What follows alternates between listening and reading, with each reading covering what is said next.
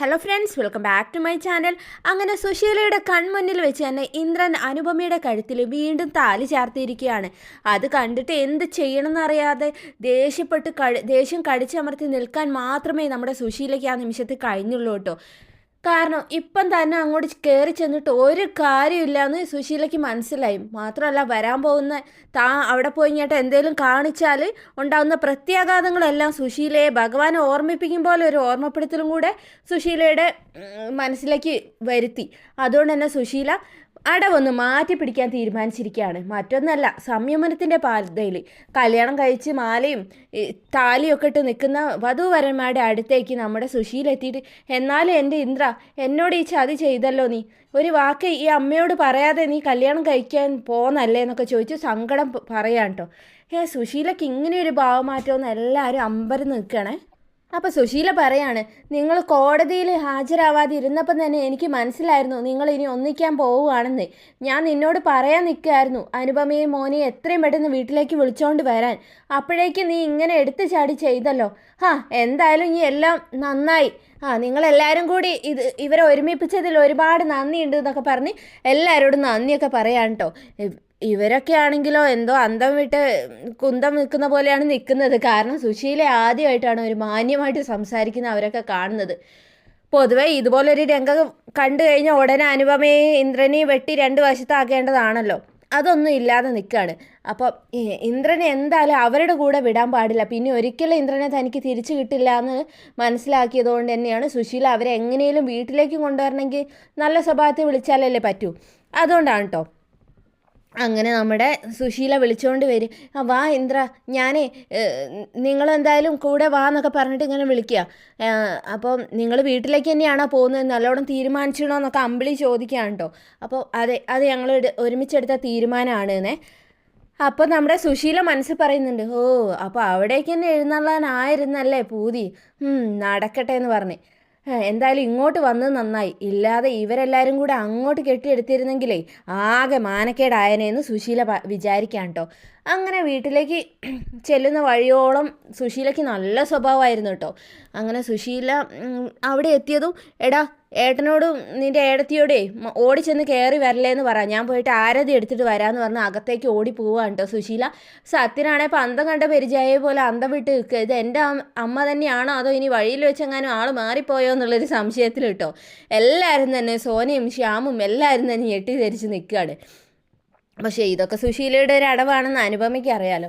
അങ്ങനെ എന്തായാലും അകത്ത് ചെന്നിട്ട് ആരതി എടുക്കുമ്പോഴേക്കും നമ്മുടെ സോനയോടും പ്രതിഭയോടും പറയാണ്, നിങ്ങൾ പെട്ടെന്ന് ചെന്നിട്ടേ പാല് തിളപ്പിക്ക്, മധുരം ചേർത്തോ, ചെന്ന് കയറിയിട്ട് ആദ്യം തന്നെ കല്യാണം കഴിഞ്ഞവർക്ക് മധുരമാണ് കൊടുക്കേണ്ടതെന്നൊക്കെ പറയാം കേട്ടോ. അങ്ങനെ ശരി അമ്മയെന്ന് പറഞ്ഞിട്ട് അവരും അടുക്കളയിലേക്ക് പോയിട്ട് പാലൊക്കെ ചൂടാക്കുക കേട്ടോ. അവർക്കും ഇതിപ്പോൾ എന്താ സംഭവിക്കുന്നത്, കാക്ക എങ്ങാനും മലന്ന് പറക്കുന്നുണ്ടോ എന്നൊക്കെ തോന്നുകയാണ് കേട്ടോ. അങ്ങനെ അവർ പാലൊക്കെ തിളപ്പിച്ച് ഗ്ലാസ്സിലേക്ക് ആക്കി കേട്ടോ. അപ്പോഴേക്കും നമ്മുടെ സുശീല എന്ത് ചെയ്തു, ആരതിയൊക്കെ ഒഴിഞ്ഞ് രണ്ടുപേരെയും അകത്തേക്ക് കയറ്റിട്ടോ. സത്യനാണെങ്കിൽ രണ്ടുപേരെയും സോഫയിലൊക്കെ ഇരുത്തിയിട്ടോ. ഇന്ദ്രൻ ഇതിപ്പോൾ എന്താ നടക്കുന്നതെന്നൊന്നും മനസ്സിലാവാതെ ഇങ്ങനെ ഇരിക്കുകയാണ്. ഇതേ സമയത്ത് നമ്മുടെ സുശീല അടുക്കളയിലെത്തിയിട്ട് ആ പാല് ഇനി ആക്കിയില്ലേ, എത്ര നേരമായി ഒരു ഗ്ലാസ് പാലെടുക്കാൻ പറഞ്ഞിട്ട് ചോദിക്കുക. ഇതാ അമ്മ ആയിന്ന് സോന പറഞ്ഞതും സുശീല ഒരു സ്പൂൺ എടുത്തിട്ട് മധുരം നോക്കുകയാണ് കേട്ടോ. മധുരം പോരല്ലോടി, ഇങ്ങനെയാണോ കലക്കുന്നതെന്ന് പറഞ്ഞിട്ട് അവിടെ ചെന്നിട്ട് ഒരു കുപ്പി തുറന്നിട്ട് അതിൽ നിന്ന് ഇങ്ങനെ വാരി ഇടുകയാണ് കേട്ടോ നമ്മുടെ പാലിലേക്ക്. അയ്യോ അമ്മ, അത് പഞ്ചസാരയല്ല ഉപ്പാണെന്ന് സോനയും പ്രതിഭയും പറയാം കേട്ടോ. ഉപ്പ് കണ്ടാലൊക്കെ എനിക്ക് തിരിച്ചറിയാം, നിങ്ങളെ എന്നെ പഠിപ്പിക്കാൻ വരണ്ട, തൽക്കാലം ഇത് മതി എന്ന് പറയാം കേട്ടോ. അപ്പോൾ അല്ല അമ്മ, അത് മിണ്ടാതിരിക്കാനല്ലേ പറഞ്ഞെന്ന് പറഞ്ഞിട്ട് സുശീല അവരുടെ വായ അടയ്ക്കുക കേട്ടോ. എന്നിട്ട് സുശീല ഈ ഉപ്പിട്ട പാലും കൊണ്ട് നേരെ അങ്ങോട്ട് ചെല്ലുക കേട്ടോ. ഇതാ ഇന്ദ്ര, നീ ഇത് കുടിക്കുക, എന്നിട്ട് പകുതി അനുഭവയ്ക്ക് കൊടുക്കുമെന്ന് പറയാം കേട്ടോ. ചിരിച്ചുകൊണ്ട് അമ്മയുടെ സ്നേഹമുള്ള മുഖം കണ്ടത് ഇന്ദ്രൻ എന്ത് ചെയ്ത് ആ ഗ്ലാസ് വാങ്ങിയായിട്ട് അങ്ങ് കുടിക്കുക കേട്ടോ.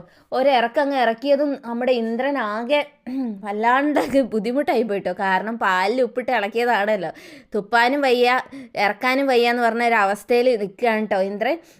എന്തായിട്ടാന്നൊക്കെ ഇങ്ങനെ ചോദിക്കുന്നുണ്ട്. സത്യം മുഖം കണ്ടിട്ട് ഒന്നുമില്ലായിരുന്നു. എന്നിട്ട് അനുപമേൻ്റെ അടുത്തേക്ക് ഇനി അനുപമയ്ക്ക് കൊടുക്കുന്നു സുശീല പറഞ്ഞപ്പോൾ ഗ്ലാസ് അങ്ങോട്ട് കൊടുക്കുന്ന കൂടെ തന്നെ ഇന്ദ്രൻ അനുപമയുടെ ചെവിയിൽ രഹസ്യമായിട്ട് പറയുന്നുണ്ട്, അമ്മ പണി തുടങ്ങിയിട്ടുണ്ട്. തൽക്കാലം ഇത് കാര്യമാക്കണ്ട, അങ്ങനെ പോട്ടെ എന്ന് പറയാം കേട്ടോ.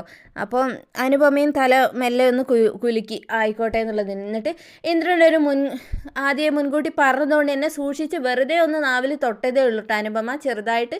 അപ്പം തന്നെ ആ ഒരു വൃത്തിയായിട്ട ടേസ്റ്റ് അനുവിന് മനസ്സിലായിട്ടോ. ഓ, ഈ തള്ള വീണ്ടും ഇതുപോലെ പണി തന്ന് തുടങ്ങിയല്ലോ എന്നൊക്കെ വിചാരിക്കുകയാണ് കേട്ടോ. അങ്ങനെ അപ്പോഴേക്കും നമ്മുടെ വിച്ചുമോൻ എന്ത് ചെയ്തതാണ്, ആ പാൽ ഗ്ലാസ് പിടിച്ച് വാങ്ങിയിട്ട് അവൻ കുടിക്കാൻ നോക്കുകയാണ് കേട്ടോ.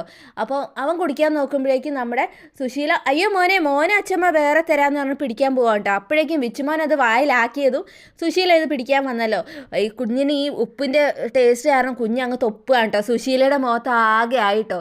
സുശീലയുടെ വായത്തിൻ്റെ എത്തിയെന്ന് പറഞ്ഞാൽ മതിയല്ലോ.